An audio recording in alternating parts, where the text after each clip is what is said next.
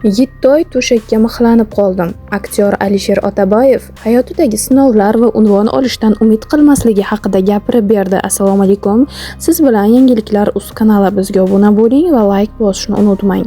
Teatrda 50 dan ortiq, kinoda 100 dan ortiq turli darajadagi rollarni ijro etgan aktyor Alisher Otaboyev tarixiy filmda ishtirok etayotgani, sog'lig'i tufayli sinovlarga duch kelgani hamda unvon olishni kutmagani haqida gapirdi. Hayotimda ilk bor tarixiy rol o'ynayapman. 3 yil avval katta loyihaga qo'l urganmiz. Hozir 4-yili ketyapti.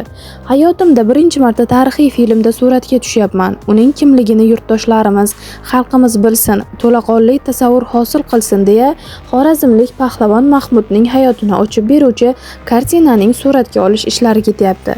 Loyiha Chavandoz filmining ham rejissyori, buyuk kinoijodkor boshchiligida suratga olinyapti. Xivaga borgan odam uning qabrini ziyorat qilar, lekin uning kimligini, nega bu nom bilan atalishini ko'pchilik tubdan bilmasligi mumkin. Bu filmda men Chingizxonning elchisi rolini gavdalantirdim. Xalqimiz o'zi ko'rib baho berishar. Hozir ovozlashtirish jarayoni ketyapti, deydi Alisher Otaboyev. Yettoy to'shakka mixlanib qoldim. 60 yoshga to'lgach boshqacha yashaydigan, yaqinlarim, do'stlarim, har bir kunim, umuman tirikligimning qadriga yetadigan bo'ldim. O'tgan yili Alloh menga bir sinov berdi. Yettoy to'shakka mixlanib yotdim. Shunda hayotga muhabbatim yana ham kuchayib ketdi. Oyoq qimirlamaydi, yurmaydi.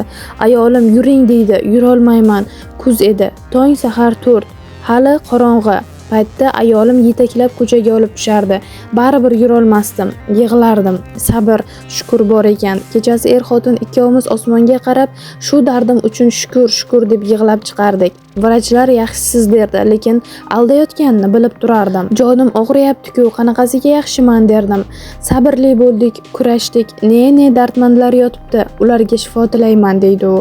Alisher Otaboyevning oilasi Toshkent shahar hokimligi tomonidan 2025-yilda ibratli oila ko'krak nishoni bilan taqdirlandi. Oilasi bunday e'tirof etilishini xayoliga ham keltirmagan aktyor hayajonini yashirmay gapirdi. O'zimiz ham eshitib hayron qoldik. Bu mukofotni olish juda mas'uliyatli. Endi xato qilishga haqqim yo'q. Bolaligimdan ham oilada tartibga, intizomga o'rganganman.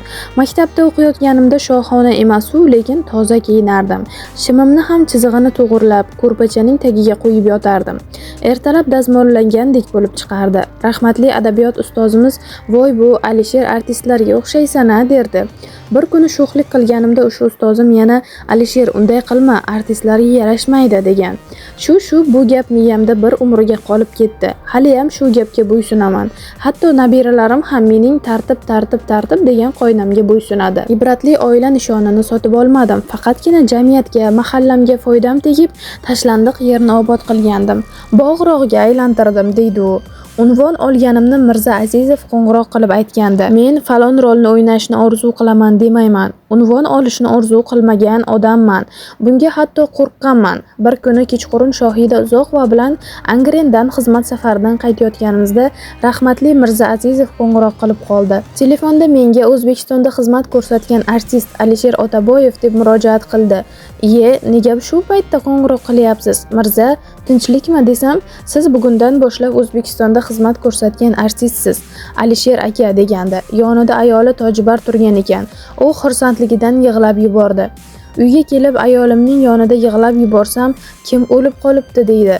Unvon olibman degandim. Mendan battar yig'lab yubordi. Shunda qizimning "Dada, siz mukofot olmaysiz, sizga bermaydi" deb o'ylardik degan gapi yuragimni ezib yubordi. Bolalarim ham o'ylab yurarkanda teatrda 35 yil ishlab qo'ygandim, lekin unvonni kinodan oldim, deydi Alisher Otaboyev. Teatrni sog'inmayman. Uzoq yillar davomida teatrda ishlagan aktyor hozir u dargohni faqat ustozlari uchun sog'inganini aytdi. Men teatrni sog'inmayman, haydalmaganman, o'zim ketganman.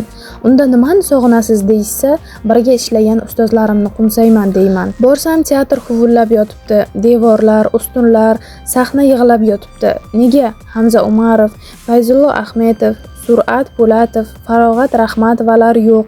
Kechalari ichimdan zil ketaman. Ustozlarim nega erta ketib qoldi deyman. O'zimning ham yoshim bir joyga yetib qoldi.